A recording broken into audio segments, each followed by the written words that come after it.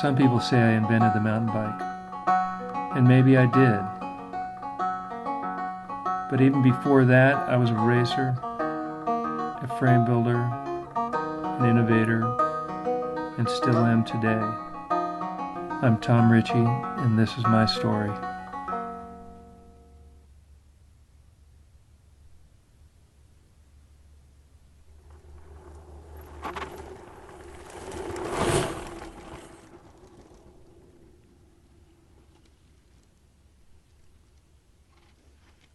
I grew up in the probably the perfect environment for doing what I'm doing right now.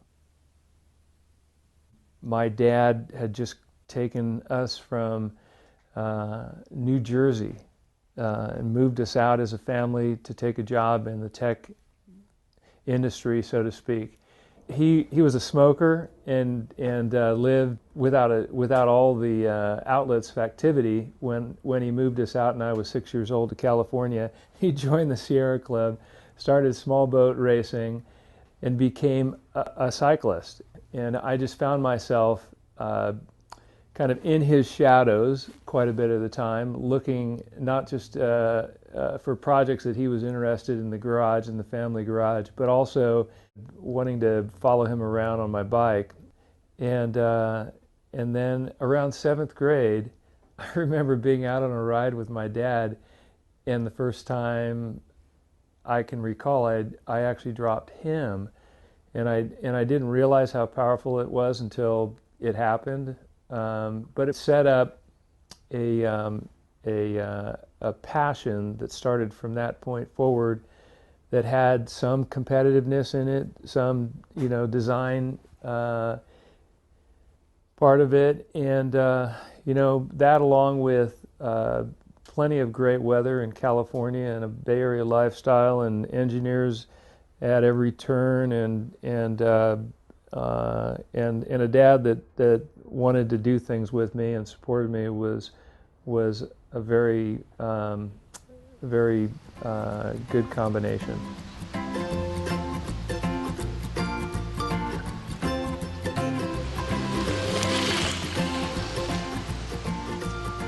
When I found myself finally getting into the racing environment, prompted by a friend and I that were kind of out riding and ran into some guys that were training, they invited us to become their teammates, and went through a couple of bike choices. It led to me actually needing to repair my Cinelli because I broke it. And so at 14, I repaired that Cinelli, and I realized that what was inside wasn't all that impressive. And that led to building my own frame, and pretty much at any turn, I was just surrounded by people that were confident, and they were saying, you can do that.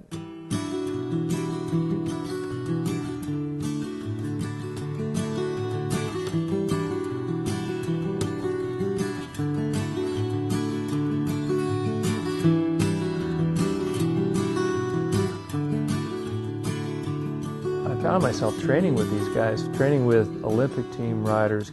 The 72 Olympics had just happened. I found myself beating them.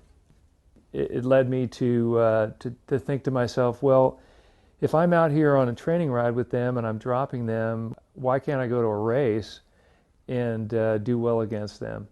I had 84.9 gear restrictions as a junior. They didn't have a restriction. My races were limited to 50 miles as a junior. Their races were 120 miles. I want to see what happens, in the long distance. And the very first race I entered was Martinez Crockett Road Race as a senior.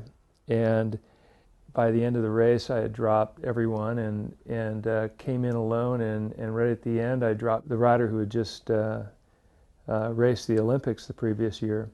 And I ended up winning the race, and that was kind of the beginning of that Senior Slayer moniker that cursed me to race senior races more than junior races at that point in my life.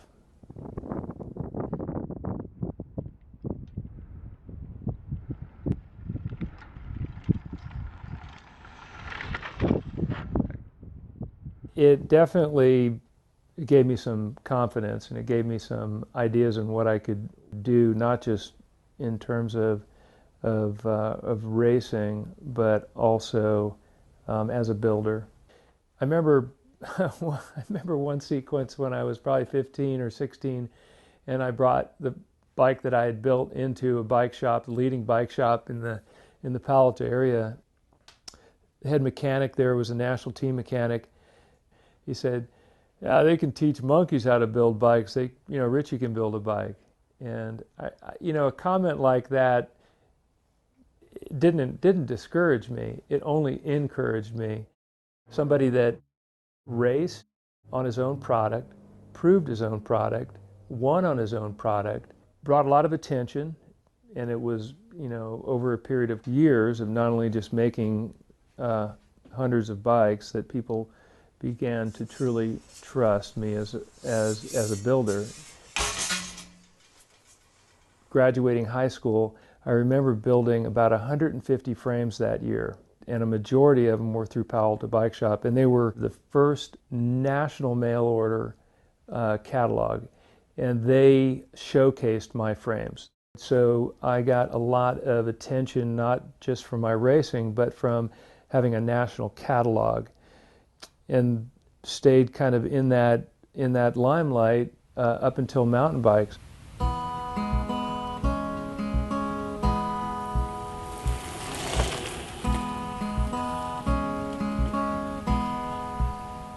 One of the influences in my life that was probably as strong, if not stronger, than my father was a man named Joops Brandt. His reputation was about as strong as it could get. And I remember when I first showed up on one of his rides with a bike that I made, he gave me heck and said, "We are going on a serious ride. We don't wait for people. If you break your bike, Ritchey, you're on your own," And it really put the fear of God in me. And I remember going across a bridge, and he said, "See this way this bridge is designed? That's the way a bike needs to be designed." He showed me the triangulation of all the trusses, and he said, "Don't ever take tubes and connect them without them having intersection points common to a triangle." He lived in these areas with fire roads and trails, and he was riding them and putting so many miles on my bike side by side with Joops in the Santa Cruz Mountains and the Sierras, instilled upon me a tremendous respect for design. So by the time I met up with Joe Breeze in '78 when he came to order a 10 for him and Otis Guy, I'd probably built 1,000 frames, and had ridden tens of thousands of miles and ridden thousands of them off-road with Joops and others. And when Joe showed me his first ballooner, I thought, hey, that's pretty cool. And I think I told him that I'd already been challenged to build something by another gentleman, John Finley Scott, the late John Finley Scott. And he was enamored and a believer in an English bike called the Woodsy bike. Using 650B wheels, they would go on farm roads and trails and stuff in England. And I think I showed Joe that bike, and I told him that I was already building that. I thought the 26-inch version of it would be interesting too. So when Joe got home that day, I think Gary heard that I had said to Joe that I was going to build one. And the next thing I know I've got a call from Gary Fisher saying, hey, Ritchey, if you build one, man, build one for me. And so probably within a month or two, I think, built not just myself, not just for Gary, but I built, not telling him, a third one. And only when he came to pick up the bike and pay for it did I tell him, hey, I got a third one if you got anyone that wants one. And of course he did. I think the next thing I found myself doing is just kind of building another 10 and seeing what would happen with that, and the rest is kind of history in terms of the new business opportunities that resulted from those first bikes. Still, in 1978, there was so little respect for the American builder. The strength of imported frames from Europe was very, very strong. The Cherokee, the Colnagos, and the other brands were in their heyday at that point in time. So I was competing against frames that were coming from Europe with a very high reputation. My my value add was the fact that I would build a custom bike. And one of the tools that I began to employ was the ability to build without lugs. But what it gave me is it gave me a unique skill to go away from conventional diameters and geometry.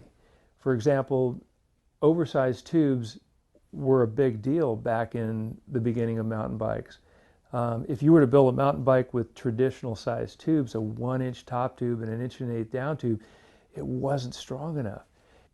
And so as the challenges seemed to come more and more toward me because of the customization that I could do, I found that the other products that people were interested in, like making stems and fillet brazing them and making other components and fillet brazing them, made it a natural to transition to thinking about the component side of the business.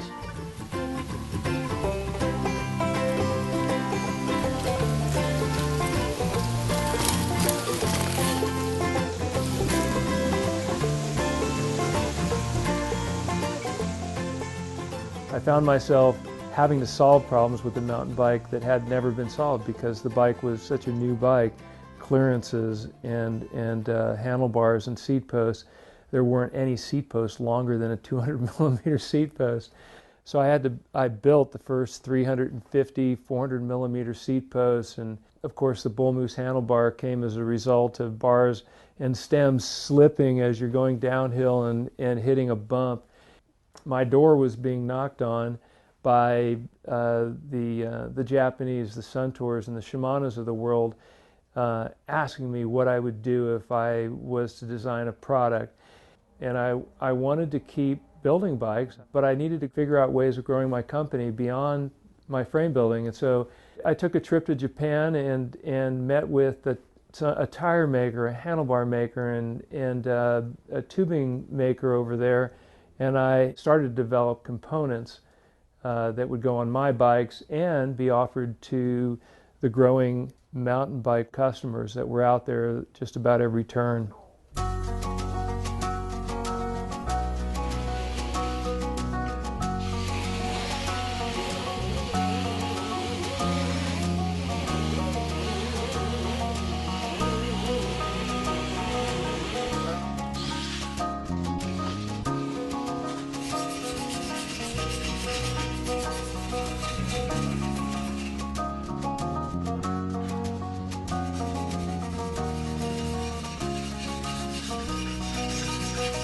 After I'd made some mountain bikes, one of the things that became as much a part of me as it did with road bikes is racing. We all love to race the mountain bike, and races became more and more popular. When Repack kind of shut down, other races filled their place, and in the '83 national championships, the first national championships down in Santa Barbara, I remember going down there. Eric Heiden was on my team, Sterling McBride, Gary was, of course. I raced, and Team Ritchey became a powerhouse. And we were the first true powerhouse in the market. Toward the end of the '80s, there was this amazing environment, which started out with Don Myra winning the '89 World Championships for Team Ritchey with a P23 and components that I had brought to the market at that point in time, cranks and handlebars and stems and tires and rims and wheels and all kinds of other things. And I found myself realizing that it was very, very important for every Ritchey product to be tough and durable. Otherwise, the world stage and the cameras and the press and all the things that were happening at that time focused on mountain bike racing could be a double-edged sword for me.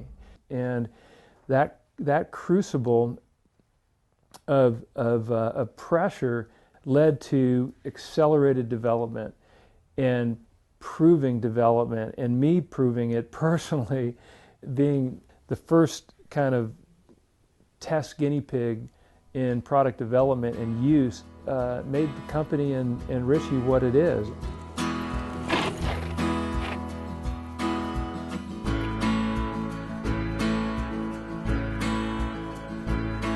It was a very dynamic environment that I was in the middle of. I was racing, I was designing all the components, I was involved with the management of the team, and it led to a very strong relationship with me and key team riders, Thomas and Henrik and Ruthie and others, that they were relying upon me for delivering them the tool that they could win races with. And they did. In the 90s, they won everything. Every practically world championship and World Cup race, and it was a powerhouse team. And there was a lot of responsibility to deliver not just a bike that was going to be the best for them, but components that were going to be the best for them. And I more and more focused on trying to build only components, and it was a lot of fun and an awful lot of work. Coming from racing, realizing how important it is to relate to the racer's mindset has been core to who I am as a company ever since the beginning. I was my own product designer.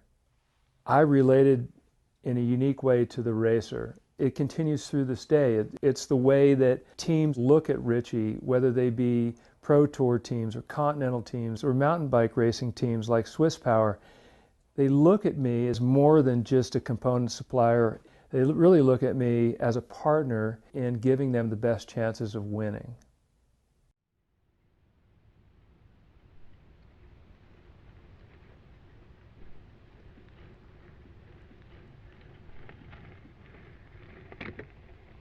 This is my big backyard.